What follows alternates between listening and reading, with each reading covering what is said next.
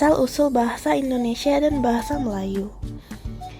Bahasa Indonesia diresmikan sebagai bahasa nasional pada Sumpah Pemuda 1928 untuk menyatukan Indonesia. Bahasa ini merupakan variasi bahasa Melayu yang disesuaikan dengan pengaruh Belanda dan bahasa daerah, serta berkembang lebih jauh setelah kemerdekaan Indonesia pada 1945. Bahasa Melayu muncul sejak abad ke-7, terlihat dari prasasti Sriwijaya di Sumatera. Bahasa ini dipilih karena kesederhanaannya dan perannya sebagai bahasa perdagangan di Nusantara, sehingga meluas penggunaannya di wilayah yang kini menjadi Indonesia, Malaysia, Brunei, dan Singapura. Hubungan keduanya, secara linguistik, bahasa Indonesia dan bahasa Melayu masih sangat mirip dan dapat saling dipahami. Meskipun ada perbedaan dalam kosakata, pengaruh bahasa asing Belanda di Indonesia dan Inggris di Malaysia, dan istilah resmi. Meski berbeda, keduanya dianggap bahasa serumpun dengan akar sejarah dan budaya yang sama. Perbedaan dan persamaan bahasa Indonesia dengan bahasa Melayu. Persamaan. 1. Kosakata sehari-hari. Banyak kata dasar yang sama, seperti air, matahari, buku. 2. Struktur kalimat atau tata bahasa. Kedua bahasa menggunakan pola kalimat subjek, predikat, objek, atau SPO. Contoh, saya makan nasi. Strukturnya identik, artinya I eat rice. 3. Pengucapan umum. Beberapa kata memiliki pengucapan yang hampir sama, seperti bapak, rumah. Berikutnya ada perbedaan. 1. Kosakata yang bermakna ganda. Beberapa kata yang sama bentuknya memiliki arti berbeda di masing-masing bahasa. Contohnya, kata bisa dalam bahasa Indonesia artinya dapat atau mampu, namun dalam bahasa Melayu Malaysia artinya racun, seperti bisa ular. Lalu ada kata-kata percuma. Dalam bahasa Indonesia artinya sia-sia atau tidak berguna, namun dalam bahasa Melayu Malaysia artinya gratis atau tanpa biaya. 2. Penggunaan imbuhan atau tata bahasa. Perbedaan dalam membentuk kalimat pasif. Contohnya dalam bahasa Indonesia menggunakan imbuhan di. Contohnya dimakan, artinya is eaten. Dalam bahasa Melayu Malaysia sering menggunakan kata kena atau dapat. Contohnya kena makan, berarti is eaten dalam konteks tertentu di Malaysia. Imbuhan kata kerja berbeda. Di Indonesia untuk kata kerja, misalnya bermain. Di Malaysia bisa menggunakan kata tapi juga memakai bentuk main saja. 3. Pengucapan khas. Beberapa konsonan dan vokal diucapkan berbeda. Huruf R di akhir kata lebih keras dalam bahasa Indonesia, sementara di Malaysia kadang lebih lembut atau tidak terdengar. Contohnya adalah kata besar. Bahasa Indonesia, besar dengan R yang terdengar jelas. Bahasa Melayu Malaysia sering diucapkan seperti besar, khususnya di daerah utara Malaysia. Bagaimana perkembangan bahasa Indonesia dan bahasa Melayu dipengaruhi oleh faktor-faktor berikut. Yang pertama ada kolonial. Dari era kolonialisme, bahasa Indonesia dan bahasa Melayu banyak diserap dari kosakata bahasa Eropa. Bahasa Indonesia banyak diserap dari bahasa bangsa yang menjajah Indonesia seperti Belanda, Portugis, Spanyol, dan Inggris. Sementara bahasa Melayu di Malaysia mengambil kata serapan dari bangsa Inggris. Selain itu, sistem pendidikan kolonial, terutama di Indonesia dan Malaysia, mengajarkan bahasa penjajah mereka kepada siswa.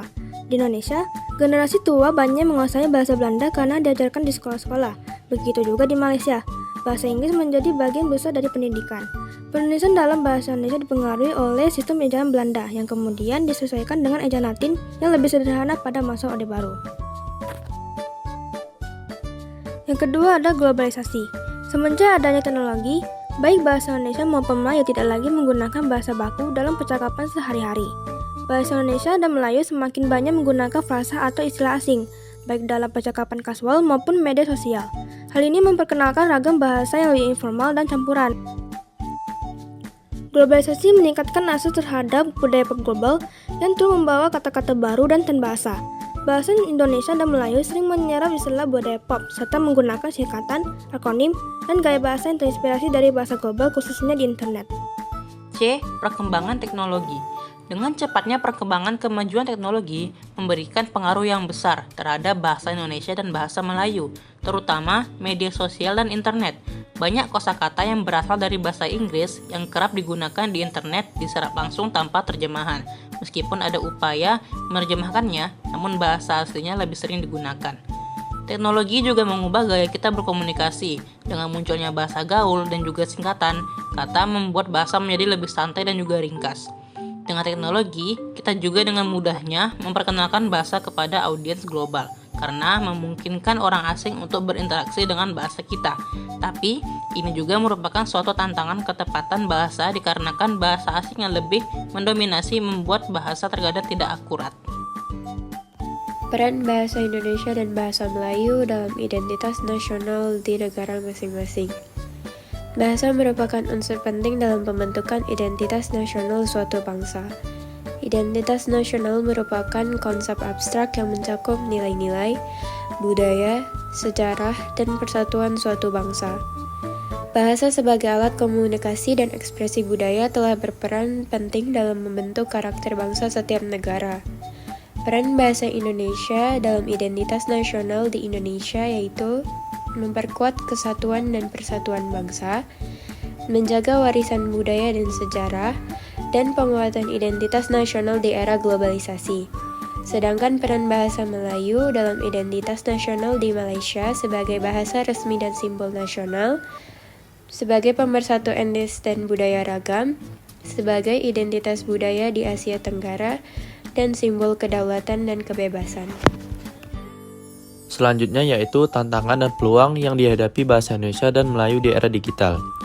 Bahwasannya yang kita ketahui sebelumnya, bahasa Indonesia dan bahasa Melayu menghadapi tantangan dan peluang yang unik di era digital. Kedua bahasa ini adalah bahasa yang memiliki penutur besar, namun sering tertinggal dalam beberapa aspek teknologi dibandingkan bahasa-bahasa seperti Inggris, Mandarin, atau Spanyol. Berikut adalah beberapa tantangan, peluang, contoh konkret, dan usulan solusi untuk melestarikan serta mengembangkan bahasa Indonesia dan bahasa Melayu di era digital. Tantangan yang pertama yaitu kurangnya konten digital. Jumlah konten digital yang berkualitas dalam bahasa Indonesia dan bahasa Melayu masih jauh lebih sedikit dibandingkan bahasa-bahasa lain seperti Inggris. Platform seperti Wikipedia, artikel ilmiah, dan referensi digital lainnya masih terbatas. Selanjutnya, tantangan yang kedua, kurangnya dukungan industri teknologi lokal. Banyak perusahaan teknologi besar global belum terlalu fokus pada bahasa Indonesia dan bahasa Melayu, sehingga perkembangan bahasa dalam aplikasi-aplikasi tersebut masih terbatas. Selanjutnya peluang. Peluang yang pertama, peningkatan digitalisasi. Era digital mendorong masyarakat untuk beralih ke media online dan teknologi, yang menciptakan peluang bagi bahasa Indonesia dan bahasa Melayu untuk berkembang dalam ranah digital. Lalu yang kedua, pasar penutur yang besar. Bahasa Indonesia dan bahasa Melayu memiliki jutaan penutur di Asia Tenggara, termasuk Indonesia, Malaysia, Singapura, Brunei, dan sebagian Thailand serta Filipina. Dengan populasi ini, potensi penggunaan dalam aplikasi digital sangat besar. Adapun contoh konkretnya yang pertama, Wikipedia bahasa Indonesia dan bahasa Melayu. Wikipedia dalam bahasa Indonesia dan Melayu terus berkembang, namun masih sangat sedikit dibandingkan edisi bahasa lain. Upaya untuk meningkatkan jumlah artikel, memperbaiki kualitas terjemahan, dan memperbanyak referensi lokal sangat diperlukan. Lalu yang kedua, asisten virtual dalam bahasa Indonesia dan Melayu. Jumlah asisten virtual seperti Google Assistant dan Siri mulai mendukung bahasa Indonesia. Namun teknologi ini masih bisa dikembangkan untuk mendukung konteks lokal yang lebih baik, seperti dialek dan ungkapan khas. Selanjutnya, usulan solusi disarankan. Yang pertama, pengembangan teknologi pengenalan bahasa NLP lokal. Perusahaan teknologi di Indonesia dan Malaysia dapat bekerja sama dengan akademisi untuk mengembangkan alat NLP yang lebih baik, seperti aplikasi terjemahan, analisis teks, dan pemrosesan bahasa. Ini termasuk pelatihan model AI dalam bahasa lokal untuk memahami konteks yang lebih akurat. Lalu yang kedua, meningkatkan kualitas pendidikan bahasa. Kurikulum di sekolah dan universitas dapat lebih memperkuat penggunaan bahasa yang baik dan benar, sehingga generasi muda tidak hanya fasih menggunakan bahasa digital, tetapi juga mempertahankan kekayaan kosakata dan gaya bahasa. Berikut ini merupakan diagram Venn dari perbedaan dan persamaan bahasa Indonesia, dan juga Melayu. Di Indonesia, kata gratis, sedangkan di Melayu mereka menyebutnya dengan percuma. Di Indonesia, guru, sedangkan di Melayu menyebutnya dengan cikgu. Di Indonesia, sepatu disebutkan di Melayu dengan kasut. Di Indonesia disebut dengan mobil, sedangkan di Melayu disebut dengan kereta. Di Indonesia disebut mudah, sedangkan di Melayu dibilang senang. Persamaan darinya itu ada di kata raja, sama-sama berarti raja, kata buku, dan juga kata masak.